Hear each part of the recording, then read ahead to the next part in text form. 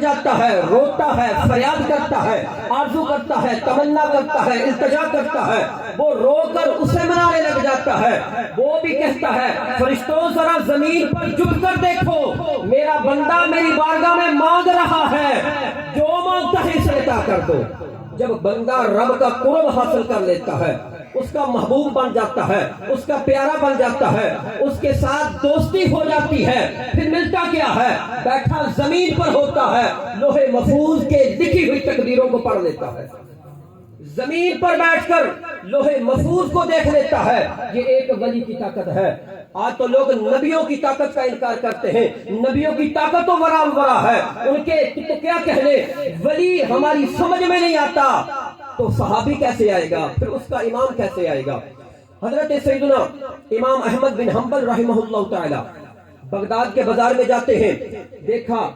آپ کو ایک غلام کی ضرورت تھی، غلام کو خریدا، گھر لے آئے، فرمایا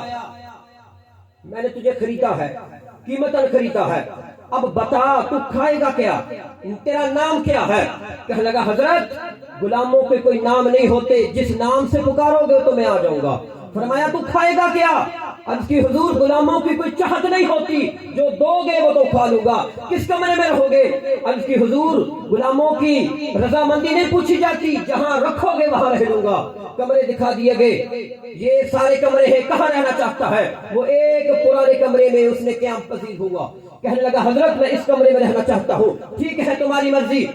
عرصہ دراز گزر گیا، ایک دن اچانک امام احمد بن حنبل رحمہ اللہ تعالی اٹھتے ہیں، دیکھا رات کا وقت ہے، رات گہری ہے، سارے لوگ سوئے ہوئے ہیں، میں اٹھا باہر گیا، اس کے کمرے سے روشنی کی لائٹیں نکل رہی ہیں، نوری نور ہو رہا ہے، اب میں اس کے قریب گیا، کمرے کے اندر باہر کھڑا ہو کر دیکھ رہا ہے، اس کا سر سجدے میں ہے، وہ رب کی بارگاہ میں رو رہا ہے، فریاد کر رہا ہے، التجا کر رہا ہے، تمنا کر رہا ہے، آرزو کر رہا ہے، دستگیری کر رہا ہے، رو رو کر رب کو منا رہا ہے، مولا میں گناہگار ہوں، دن کے وقت تیری بارگاہ میں حاضر نہیں ہوتا، رات کو وقت ملتا ہے، مولا تیری بارگاہ میں آیا ہوں، مولا اس آرزو کو، اس طلب کو قبول فرما دے۔ امام احمد بن حنبل باہر کھڑے ہو کر دیکھ رہے ہیں کہ غلام ہے، روتا کتنا ہے